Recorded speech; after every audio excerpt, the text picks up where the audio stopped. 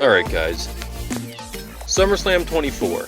We gotta talk about it. But first, make sure to check out the DWF merch. We have 2 styles of shirts available. That's right, 2 styles.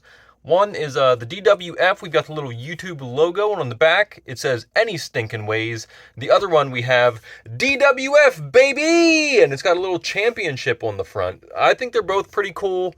I'm waiting for them to come in. I've ordered a couple for myself. I'm keeping the prices as low as I possibly can right now. All of August, and then maybe halfway through September, we're going to keep the prices as low as we can. That way, if you guys want to get your hands on these shirts, you can. Now, the one that has the text on the back is a little more expensive because they have to put text on the back. But I tried to go with cheaper shirt options. That way, you can still get... There's still some, like, the premium shirts and hoodies, but they're just more expensive than the ones that just have any sort of text and stuff on the front side. But anyway, be sure to check them out. August and probably half of September. I'll give you guys like a date whenever I know we're cutting it off and starting to raise prices. But I just want to make sure anyone who wants some merch to support the channel, I want to make sure you can get it and it's affordable to you. So we have everything as low as possible. I think I make 20 cents a shirt right now. Obviously, I want to make a little bit more so we can get a nice camera to, be able to give you better quality videos. But right now, I want to make sure you guys can get the merchandise that you want and be able to have something for the YouTube channel to help support me and be able to show off some new clothes for going back to school and stuff. Or just because you want some new clothes. Any stinking ways. Guys, SummerSlam 2024, we're going to talk about it. Today, we are sponsored by Prime WWE flavor. I assume this is going to taste like sweat. What's WWE flavor? We're not sponsored. We're not sponsored by Prime yet. We're getting there, but we're not sponsored by Prime yet. But hey, we're gonna keep pushing it. This may have to be the new drink of the channel. Is Prime WWE? We're a WWE channel. Well, we're a wrestling channel, but we mostly focus on WWE. And look, I like AEW too. I really don't have anything against AEW. Some people like Marvel, some people like DC. I like both. I favor WWE because they've been around longer and I'm more familiar with them. So we'll say we're more of a WWE channel, but we still like AEW here. You guys know it. We're always getting the figures. But any stinking ways, we've got Prime WWE flavor. Let's see what this thing tastes like. It's got to be sweat, right? How would you guys flavor WWE? What would the flavor be? Leave it in the comments below what your flavor would be for WWE. Like, they don't have a flavor on here at all. It just is Prime hydration drink. WWE is the flavor. There's no flavor on here. So we're gonna try this. Let's go on this ride together. Let's see what this tastes like. Oh, that's citrusy. It's like tastes like Starburst. That's what I'm getting. Yeah. That is some Starburst Prime right there. If you guys like some Starburst, you're going to like this Prime. Any stinking ways, let's get into it. There's a lot to talk about. WWD has done... Did I say WWD? What the heck? WWE has done something amazing with this pay-per-view. Something that I have been missing with the company. Something that has turned me off from watching Monday Fridays. I haven't watched Monday Fridays in a long, long time. This, I think, was probably the best pay-per-view they did in at least 2 years. At least 2 years. Because I'm a huge fan of the Royal Rumbles. I was not a fan of this year's Royal Rumble, 2024 Royal Rumble. 2023, I think, was pretty good, but it wasn't as good as... I think this SummerSlam it checked off so many boxes in WWE for things that I look forward to, and have missed for probably close to, 8, 9 years, maybe? There's been a lot of things that have been missing, and they've captured so much of it with this SummerSlam. In Triple H, I trust. Hopefully this is a sign of things to come. Things are going to get better, but let's get into it. No more wasting time. First, we are going to talk about the Liv Morgan and Rhea Ripley match. which, guys, if you did not like this match, where the heck were you? Were you watching it? This was an incredible match. One of probably my favorite matches of the night. They really opened and closed with amazing matches, something that WWE has kind of fallen short in with their pay-per-views. I feel like their PLEs are not, I don't know, the openings and closings are not always the strongest matches. I'm going to say that these were probably two of the strongest matches, was the opening and closing. Now, there's stuff to talk about. There's stuff in the middle that really kept entertained, but they spaced it out so well that they started strong. You know, they kept their weaker matches in between strong matches. So that was huge for me, because I'm tired of seeing like a dud match and then another dud match right after it, because then I just kind of lose interest in the pay-per-view altogether. So the way that they did this one to me was really well done, very well thought out.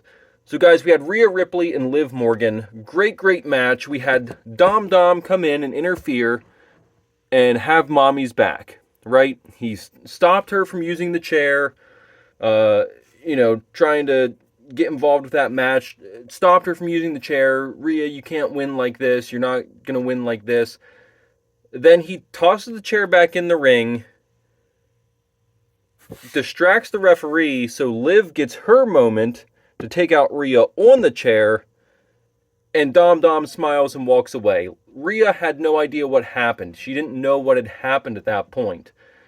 Then Dom comes back down the ramp, wraps his arm around Liv, waves to his mommy, and gives Liv a big old kiss. Right, you know what? This Dom, I think we have to update him. We got to give him that's just ugly mustache he has now, right?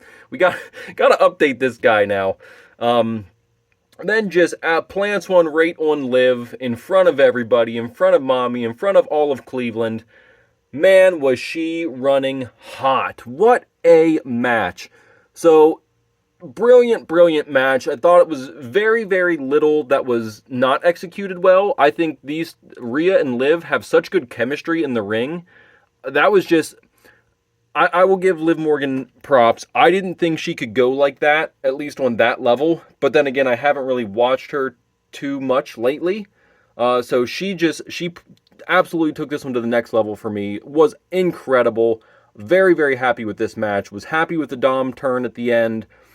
There were things that just, kept me surprised. Liv Morgan had her championship on the line. She retaining champion. No problem with that. I have no issues with this. So this was rated an A, and I think I agree. I'm giving this match an A. This was an incredible match, start to finish. All the stuff that went into it, the emotions running hot afterwards. So then we cut to Bloodline backstage. Everyone's furious. They're trying to find Dom. Damien's mad. He's barking orders, yelling at everyone, sending him out. Go look for Dom. Go look for Dom. Go look for Dom. He calls for Finn then at the end. And, by that point, the boys have already left. They're already going out looking for Dom, trying to track him down. He has to answer for what he did.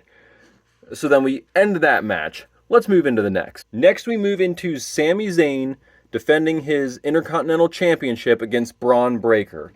Now, this was the lowest rated match of the pay-per-view, and that should tell you guys something, because Sami is a heck of a performer. You know what? I'll say it. Sami's a hell of a performer, right? He is really good at what he does. He is really good at wrestling. He knows this game. But Braun Breaker, Sami, I don't want to take anything away from Braun. Braun is a phenomenal athlete. Sami just made him look so good at SummerSlam. This was a match that was the lowest rated match. It's not the lowest rated in my opinion, but we'll get to that one in a little bit. I thought this one was good. This was a banger. I liked this match. I was happy with this match. It maybe was a little long. They probably could have ended it a couple minutes sooner, but I mean, everything timed out really well in this card. I didn't find myself going like, man, I wish this match would end. This is dragging on. Or, man, that was way too short. They should have gone longer. So that's the only knock I could really give this match, in my opinion. So this one, guys, got a B- rating. I don't know. I guess I would say it's more of a B. I don't know if this one is a B minus. In my opinion, I would say this is a B match. I thought it was really good. I am incredibly happy for Braun Breaker. I think he's going to be a great Intercontinental Champion. Just put that belt on the line and go freaking defend it night after night after night. Be a fighting champion. That's what I want to see from Braun Breaker. So just awesome, awesome, awesome. And guys, this was our first instance of a title changing hands tonight. So I'm very happy with this. I'm glad to see that titles are moving.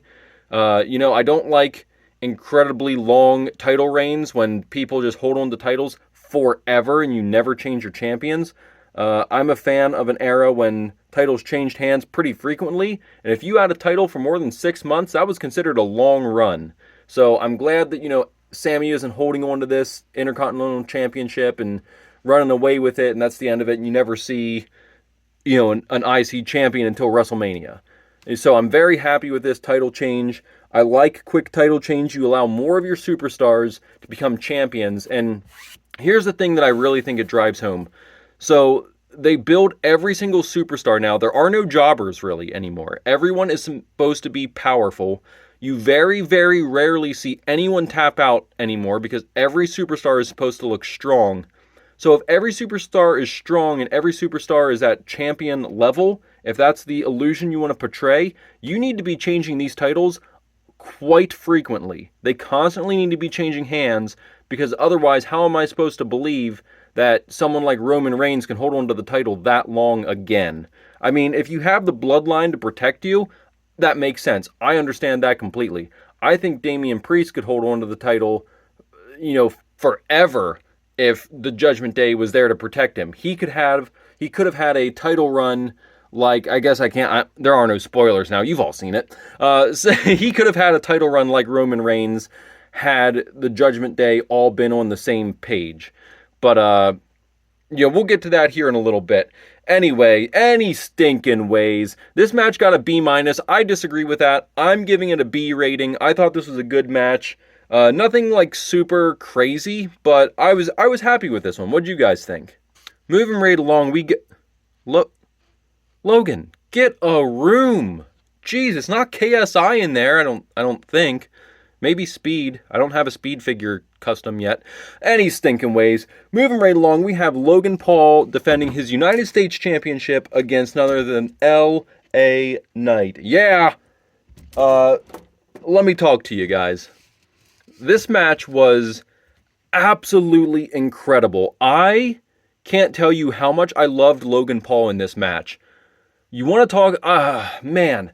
I wish that he could just give up some of the other stuff he was doing to focus on WWE full-time, or at least, devote like 4 or 5 months to the company to be there every single week for a show and then be at every PLE, because this guy can freaking go. I have a whole new respect for Logan Paul after what I saw on Saturday. I was always like low-key Logan Paul, like, yeah, he's good, but he just doesn't commit. And after what I saw Saturday, I'm like, damn, he is really good. He just doesn't commit. So that's the only takeaway I have from this one. I wish Logan Paul would just commit to WWE full time. Give him your full attention for like 5 months. Just go on a 5-month run. You can still do your podcast. I'm completely cool with you doing your podcast. Occasionally go like film a YouTube video or something with the boys. But, just give WWE your undivided attention for like 5 months, 6 months, give him half a year, and just watch how much you can do and how much you can grow. But anyway, guys, here's another instance of a great match and a title changing hands. We now have 3 title matches, 2 of which the titles have changed hands already. I'm happy. I am just loving it right now because, like I said, I like titles changing hands, especially when, no offense to Logan Paul, if you're not going to be around to defend your title... Actually, you know what? Some offense here. If you're not going to be around full-time to defend your title, please be okay with giving it up. Now, if you commit 6 months to WWE, you can be a champion for 6 months. I am cool with that. Heck, even take a 7th month if you want. And just, show up when you can. But the winning the title and then going on these hiatuses and only showing up for pay-per-view, that's where it's like, okay, come on now. Now, we did have some Machine Gun Kelly come in and try to run some interference here. Obviously, that didn't work. We saw what happened there. He slipped the knucks, but it wasn't enough. LA Knight, your new United States champion. I couldn't be happier with this match. This one got an A, and I agree. I think this deserves an A. Maybe even, I don't know if I'm going to go A+. I don't think I'm going to go A+, just because Machine Gun Kelly was in it. I'm not the biggest I'm not a fan of, like, the celebrities getting involved and stuff too much. Now, if they're special guest referee, okay, that's cool. But it seems like Logan Paul, every single match, has some sort of other celebrity involved in helping him cheat somehow.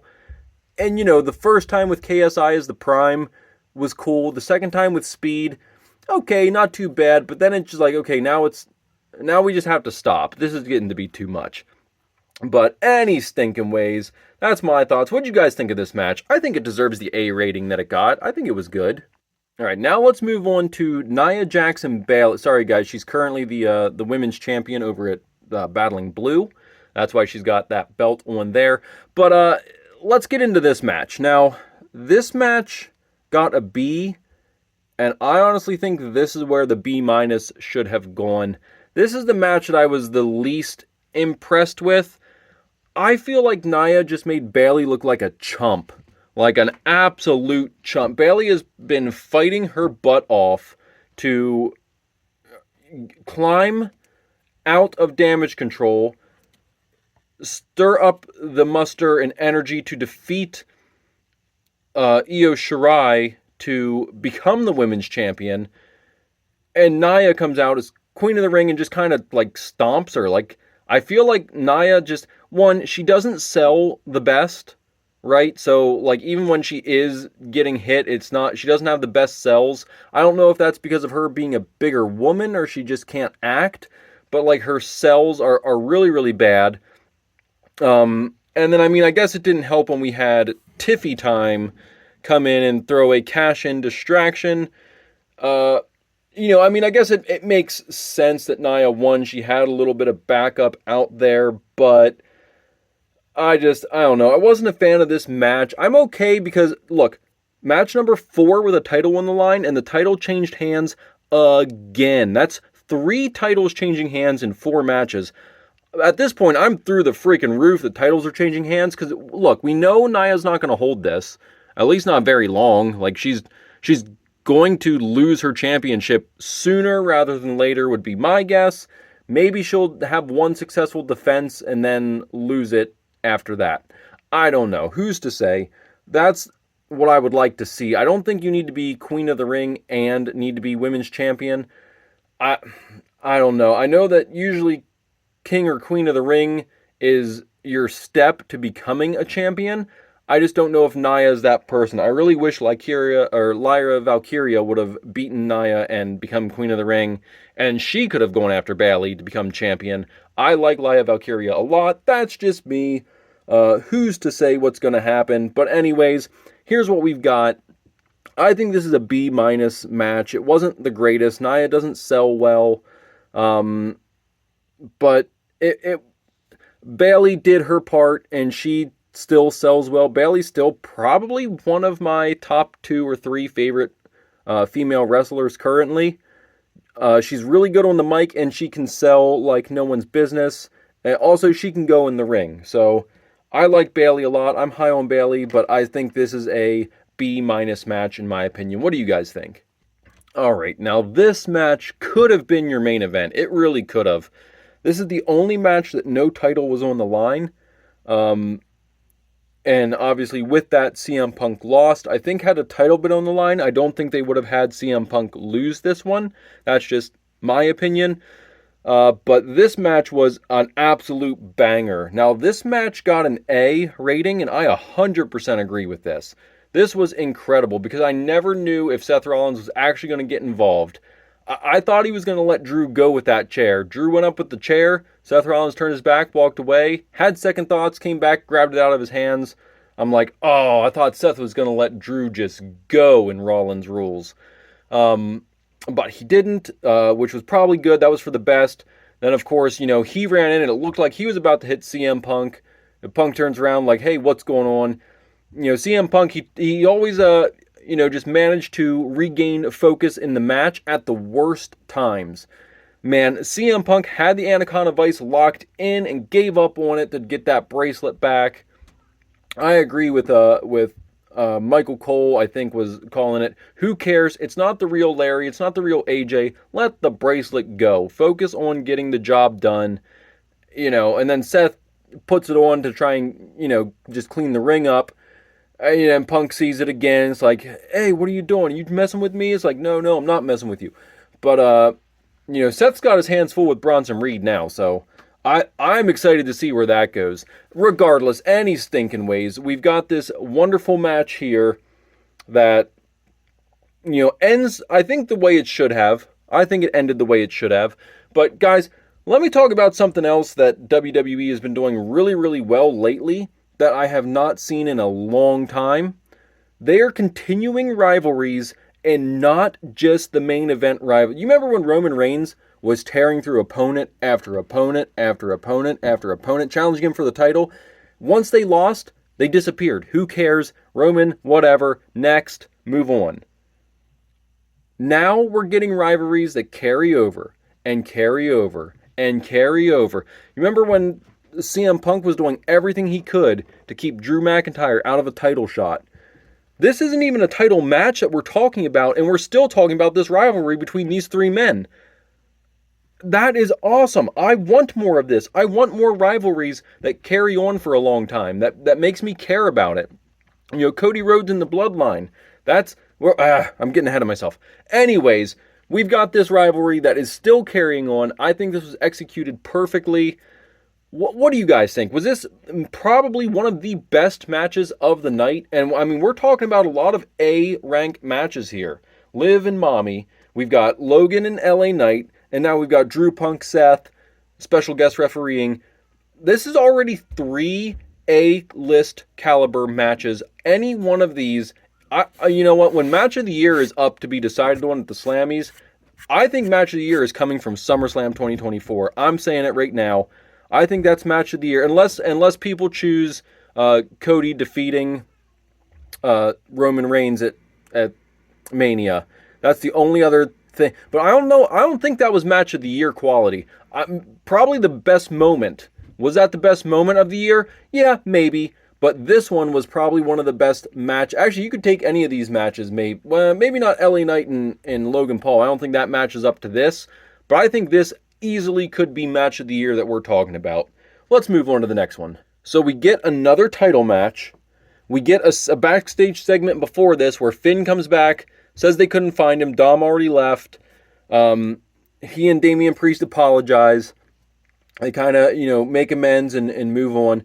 And I don't know if you guys saw it, but when they flashed the camera away, when Damian started walking out, Finn was like, hey, if you need me, just let me know. I'll come out ringside. I know you want to do this on your own. If you need me, I'll come out ringside. Damian walks away. They start panning the camera this way, and up in the corner was the head of Demon Finn Balor.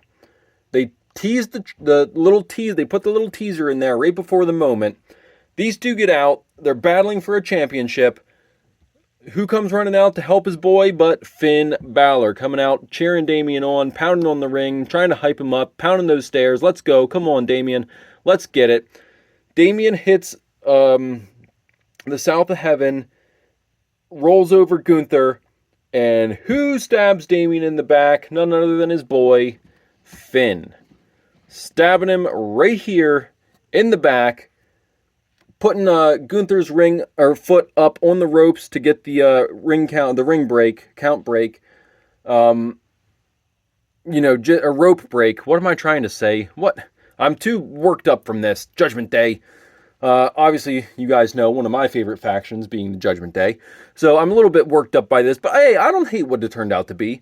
So Damian gets stabbed in the back. Gunther becomes our new champion. Guys, this is now 5 title matches. 4 titles have changed hands at this point. Insane. Mind absolutely blown. Was it the best match? No, not really. You have 2 guys who are slower workers. They work, slower in the ring, but hit harder. So, with that slowness, it comes more power. So it was a nice, calm break, and you had a nice power match. I liked it a lot. This match got a B+. I 100% agree with that. I think this was a B+ match. Obviously, this set up for the fall of the Judgment Day as we know it, and newly acquired Liv Morgan being added to the Judgment Day. So you guys probably saw Raw, Monday Night Raw after SummerSlam, where we saw that Damian Priest and Rhea Ripley are now out of the Judgment Day.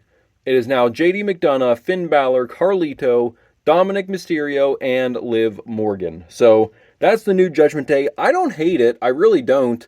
I think Damian got over the best that he could. I think that Rhea obviously got over huge from Judgment Day. I think those two can now survive on their own and they don't need Judgment Day. I think that's the point that they're at. I also think Dominic could probably survive, maybe not on his own, but with Liv outside of Judgment Day.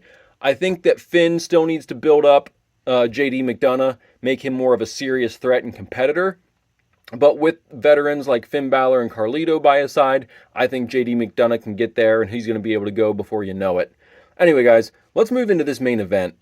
All right, guys, it's match number 7, title number 6 on the line as Cody Rhodes is set to go one-on-one with Solo Sikoa. I say set to go one-on-one because it's Bloodline rules match.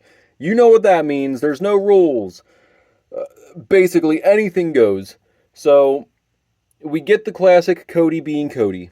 You know, he's out there fighting off everything he can from Solo Sikoa. Solo looking decent, but I don't know. I'm just still not a fan of Solo as the leader. I mean, couldn't we bring back, like, Rikishi and let him be the leader? You know, because Solo was the enforcer. They built him as an enforcer. He didn't have talking lines. I don't like him out here talking, trying to lead. I don't like it, but any stinking ways. Solo gets the Goon Squad. Tama and Tunga, I just like to call them the Goon Squad. And with that, we get Kevin Owens making his return, and none other than the Apex Predator, Randy Orton, making his return. Now, Randy Orton, challenger of Gunther for Bash in Berlin. So the Goon Squad is out, and then KO and Randy Orton come out, and they kind of, you know, do their thing, blah, blah, blah. They leave. They fight backstage. They fighting through the back. Then we get Jacob Fatu come in, interfering. And, I mean, he hung around forever. It's like, no one is coming out here to help Cody. Like, he's done. This is stuck. We're about to see another title change. There's no way they're taking the belt off of Cody yet. They can't. They can't. Then, before you knew it, Roman Reigns makes his grand return. Which, look, I'm happy. And I'm also kind of upset. I think it's too soon, right? Roman just left after WrestleMania. I would have liked him to be able to have time to rest, recover, relax, make an appearance as an entrant in the Royal Rumble. That would have been absolutely huge to me. I don't know. I'm not really a fan of Roman making his return here, but, you know, I'm glad that it happened. I just wish they would have waited for it. I wish Solo would have drawn a number and Roman would have been the next number at the Royal Rumble, and he has to square off against Roman in the ring at the Rumble. I think that would have been huge. At least for me, that would have been a moment. But, you know, Roman comes out. He kind of stares down Cody the whole way coming into the ring. He gets in. Solo starts to charge. I don't know if he was charging towards Roman or towards Cody, because it looked like Cody was in the opposite corner of where he was charging. So maybe he was anticipating on going after Roman. But Roman hits him with the Superman punch, hits him with the spear. Roman rolls out, stands at the end of the ring. Cody stares Roman down in the eyes, picks up Solo, hits the crossroads. 1, 2, 3, retains the title. Obviously setting up for a Cody and Roman round 3. I think Cody even had, like, he put 3 fingers up and started tapping on his belt. So he knows, like, he's saying, hey, there's going to be a round 3 whenever you're ready, I guess, is kind of what he's saying. I don't think Roman was there to help Cody. I think he was there to establish order in the bloodline, I think is what Roman's thing was. But, you know, Roman coming back, is he going to be the tribal chief again? Because why? You know, like, you lost as tribal chief Solo kind of took up the mantle when you went away. I don't know how much more story there is to pull off of, unless he's going to try and reunite Jimmy and Jay. But, Jay's got his own thing going. He's Yeet movement now. Yeet! He's over there doing his thing.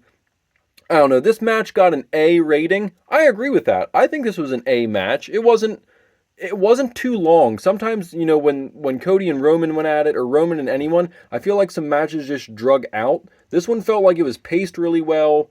They had people interfere at the right times, or maybe I'm just accustomed to it now. I don't know. I don't remember exactly how long the match was, but it got an A rating. I agree. I think it was worthy of an A. I thought it was a good match all in all.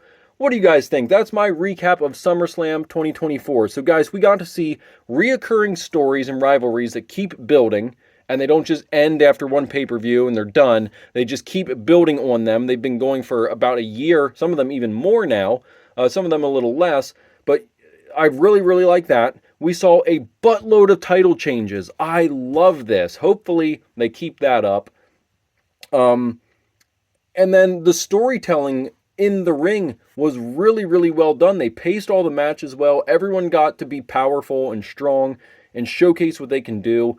I give this pay-per-view an absolute A. This is probably the best PLE I have seen in years from WWE. So I'm very, very happy with this.